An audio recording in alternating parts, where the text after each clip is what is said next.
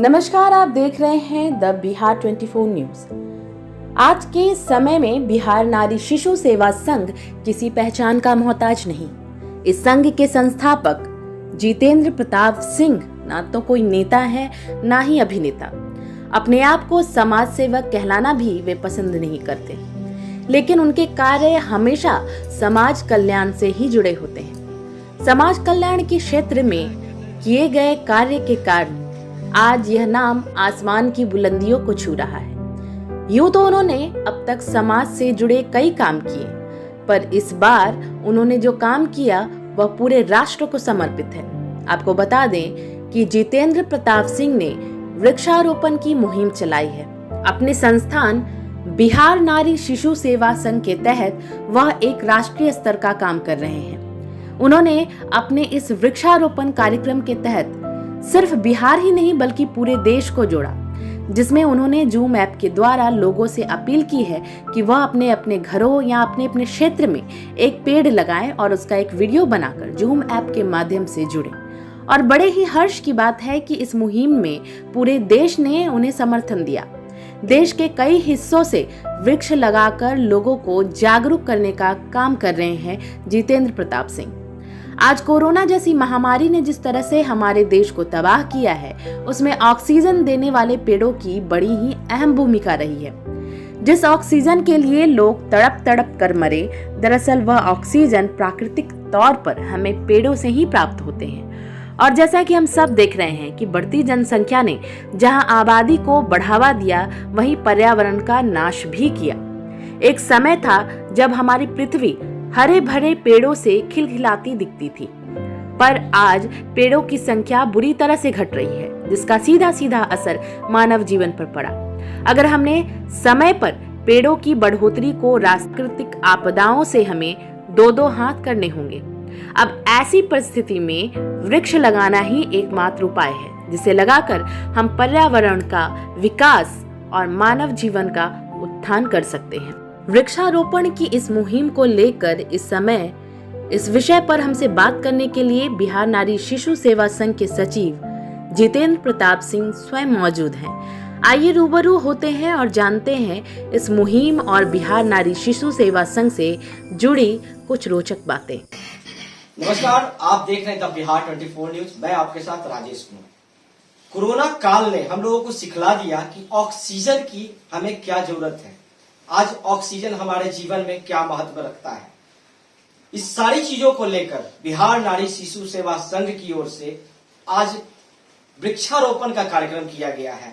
आपको बता दें कि बिहार नारी शिशु सेवा संघ, जो कि हमेशा अपने अद्भुत कार्यों के लिए जाने जाते हैं, इस वक्त हमारे साथ मौजूद हैं बिहार नारी शिशु सेवा संघ के सचिव जितेंद्र प्रताप सिंह, और उनसे बात करते हैं कि आखिर प्लांटेशन का दिमाग उनके पास कैसे आया और इस बार भी कुछ नया कॉन्सेप्ट हम लोगों को देखने को मिल रहा है।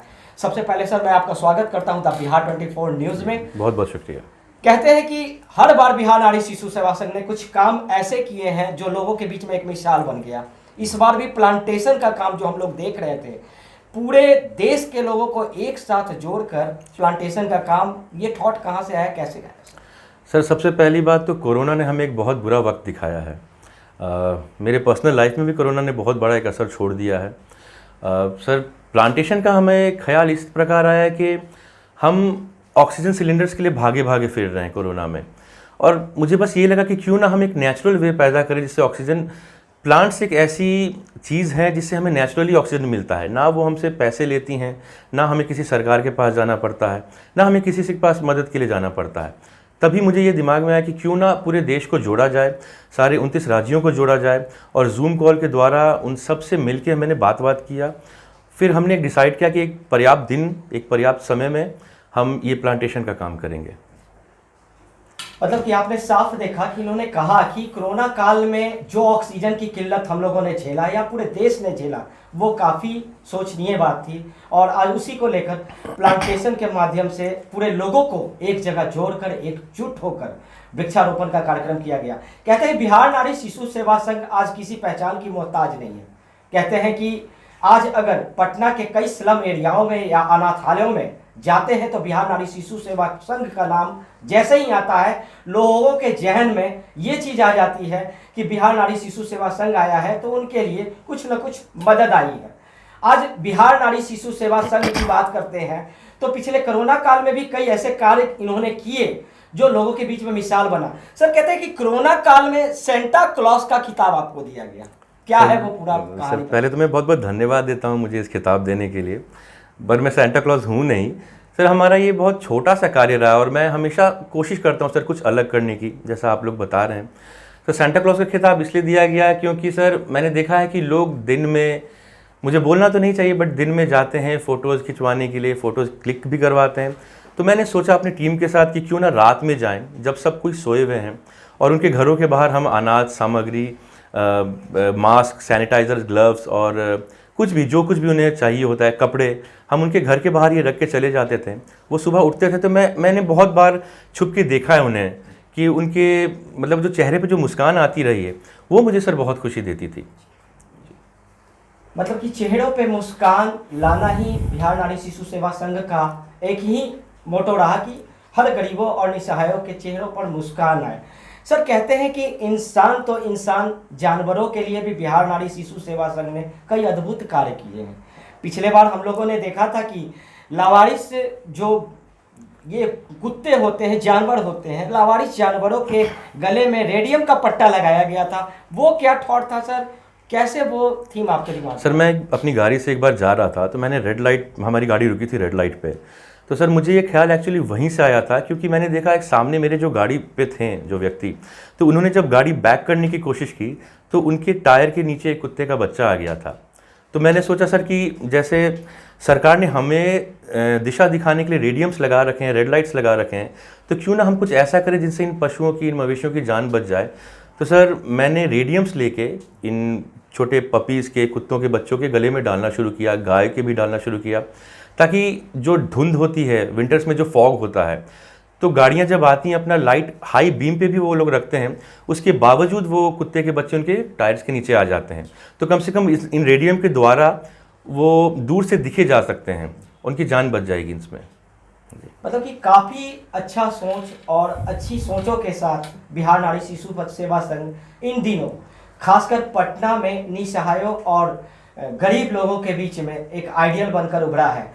सर कहा जाता है कि बिहार नारी शिशु सेवा संघ पिछले भी कई बार जनता के बीच में गया, लोगों के बीच में गया, सेवा प्रदान किया है। आगे की क्या रणनीति होगी सर? क्या गरीबों को और कुछ नया देखने को मिलेगा, उनका और भी सहायता उन्हें पड़ा? जी ज़रूर, कोशिश हमारी हमेशा रहती है कि कुछ अलग हटके करें, कुछ नया करें।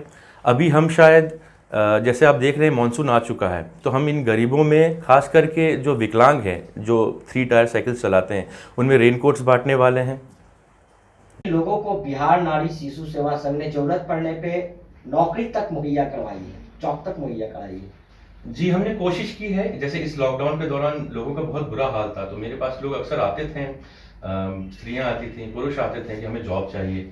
तो मैं वैसे तो कोई पोजीशन होल्ड करता हूँ नहीं, बट हमारे कुछ संपर्क में दोस्त हैं, हमारे भाई हैं, हमारे रिलेटिव्स हैं, जो भी हैं, मैं उनसे कोशिश करता हूँ कि उनके द्वारा उनको कोई मदद मिल जाए। जैसे हमारे पास कुछ लोग कभी आते हैं कि उन्हें हॉस्पिटल्स में बेड्स की ज़रूरत है, तो जैसे हमारे कोई दोस्त हुए जिनके फादर डॉक्टर हुए, जिनकी मदर डॉक्टर हुई, या उनके हॉस्पिटल्स हैं, तो मैं उनको बस विनती करता हूँ कि अगर हो सके तो उनकी मदद कर सकें, क्योंकि ये असहाय लोग हैं, इनको देखने वाला शायद कोई नहीं हो।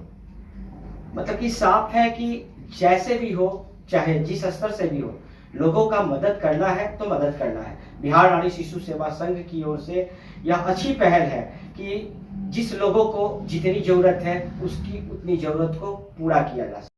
आपने देखा कि बिहार नारी शिशु सेवा संघ के सचिव हमारे साथ जुड़े हुए थे और उन्होंने समाज के प्रति गरीब लोगों को, निसहाय लोगों को सेवा प्रदान करने की कई सारी बातों पर चर्चा की और उन्होंने यह भी बताया कि आने वाले दिनों में फिर से बिहार नारी शिशु सेवा संघ कुछ नया कॉन्सेप्ट लेकर लोगों के बीच में जा रहा है और गरीब और निसहायों की सेवा करने में आगे नजर आएगा।